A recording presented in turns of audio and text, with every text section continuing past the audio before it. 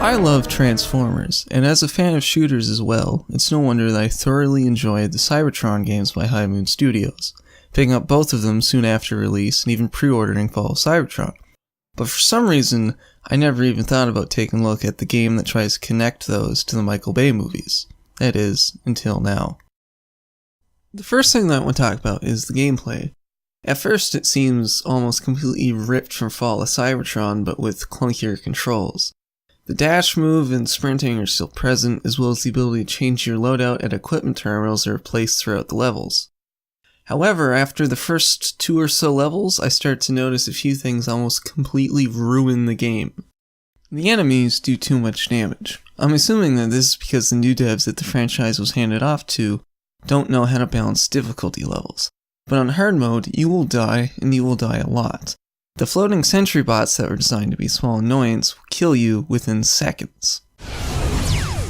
Then add on to that how the new HUD, which looks like it came from a mobile game, makes the damage indicators barely noticeable, and you have a lot of bullshit deaths.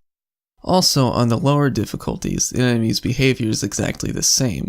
They just miss a lot more, and die faster. The next thing that almost ruins the game is how you unlock and upgrade the different weapons. Loot boxes. You unlock weapons and weapon upgrades in a single-player game through loot boxes. Loot boxes that also unlock stuff for the multiplayer, meaning that when you open these loot boxes hoping for the weapon that would make the current level you're on a little easier, you'll end up with a bunch of stuff that you can only use in the multiplayer. Speaking of the multiplayer, they removed the PvP. There's now only the Horde-style mode, Escalation, which is a fun mode, but here it's capped at 30 FPS, so needless to say, I didn't try out this iteration of it. The level design seems alright, if a little basic in the beginning, but it gets more complex as the game goes on. However, I get the feeling that certain areas were made by different teams.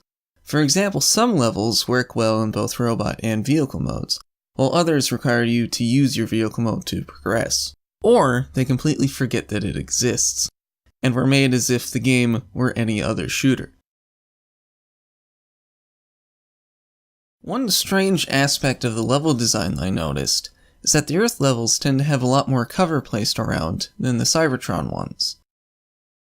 The plot of the game follows the fight between the Autobots and the Decepticons over the Darkspark, the opposite of the Autobot matrix of leadership, and takes place during both the war on Cybertron and the war on Earth in the Bayformers continuity. Also, it makes absolutely no sense at all. The only thing that connects the Cybertron sections to the Earth ones is the presence of the Darkspark, which is barely there at all, besides Shockwave or Prime saying its name every other cutscene. Exactly what it is never properly explained, besides the fact that it has some connection to Unicron, and is very powerful. How Megatron was able to use it to resurrect dead Transformers, and how Lockdown was able to use it to open a space bridge through time, were never explained. We just see these things and are expected to not think about it. What the Darkspark can and can't do isn't clearly laid out. But honestly, I stopped caring about Transformers plots after I saw the episode where Rumble was turned into a tree. Wait a minute! You tricked me! The graphics of this game are significantly worse than those of the previous one, with the medium settings of Fall of Cybertron looking better than the ultra settings here.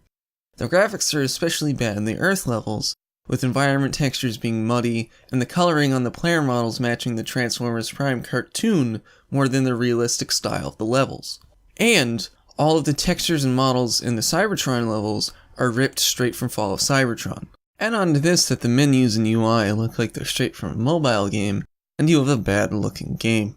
Another thing of note is how shit the port is. The campaign is locked at 60 FPS, the multiplayer is capped at 30, and you can't rebind keys.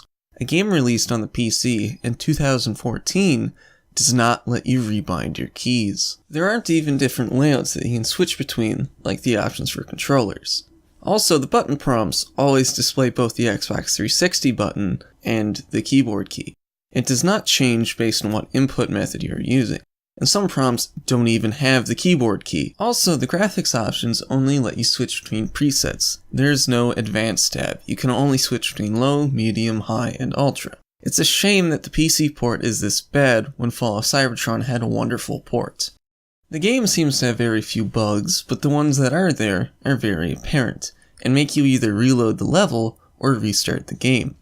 These bugs include bosses not dying when their HP is at 0, and a strange one where starting a level where you play as the opposing faction to the last one you just played, your allies will attack you and your enemies will fight alongside you. That last one surprised me, as after spawning in as Optimus Prime, I was promptly team-killed by Jazz, and it made me question what kind of spaghetti code the devs cobbled together to make this game. Although the game is enjoyable overall, it is fairly mediocre, and the port is absolute shit. The only thing that makes it stand out is the license, and the disappointment from not being as good as the previous games in the series. If you're dying for a Transformers game, you could do worse, but you could also do a lot better. And you should bear in mind that the game's developers don't even advertise that they made it on their website.